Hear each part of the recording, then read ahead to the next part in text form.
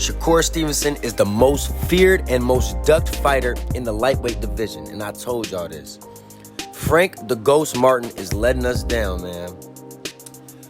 Just a week ago, we heard Frank Martin versus Shakur Stevenson being announced, and we thought that this mega fight was going to take place on a Thursday, November 16th in Las Vegas.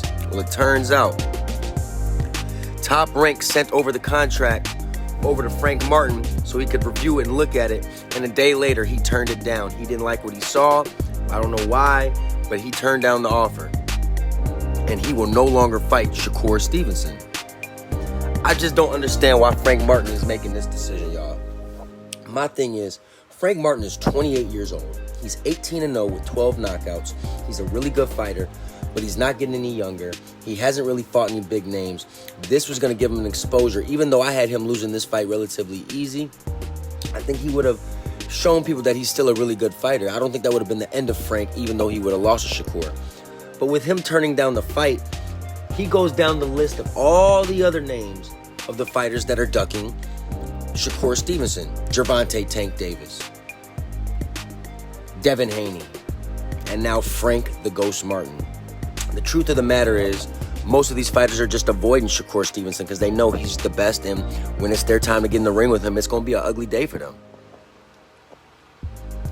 But Frank Martin, I am no longer a fan of Frank Martin. I was a fan of Frank Martin, but for him to just quit on us, whatever the situation is, whether it's money, whether it's the venue, whatever it is, very disappointed in Frank Martin, and he has definitely lost me as a fan. And he's got a lot of proving to do if he ever wants to get me back as a fan.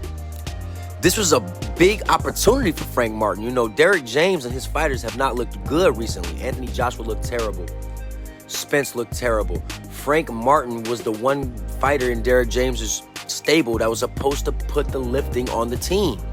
But with him quitting, it puts Derrick James and that team right back in the losing column, in my opinion. And Derrick James got a lot to prove as a trainer, and Frank Martin got a lot to prove as a fighter. And this is terrible. And this is another thing why I'm very upset with Frank Martin. Frank Martin was not the original mandatory. The original mandatory was Lomachenko, who declined because he's going to Ukraine. Then it was Isaac Cruz, who also declined. So then in line was Frank Martin. Biggest fight of your career, biggest payday of your career, and you still decline. That just tells me, what is Frank's goals in the boxing world? We need to figure that out. This is crazy. But now we're going to get Edwin De Los Santos versus Shakur Stevenson. You know, a couple days ago, Edwin De Los Santos pulled up to Newark, New Jersey, calling out Shakur, saying this and that in the fifth, knowing that Shakur had a fight with Frank Martin scheduled. Well, now that that fight's off the table, Shakur Stevenson, being the realest fighter in the game of boxing, called out Edwin De Los Santos right away. He said, "Edwin, I'm tired of your bitch ass. You've been talking too much. Let's get it on."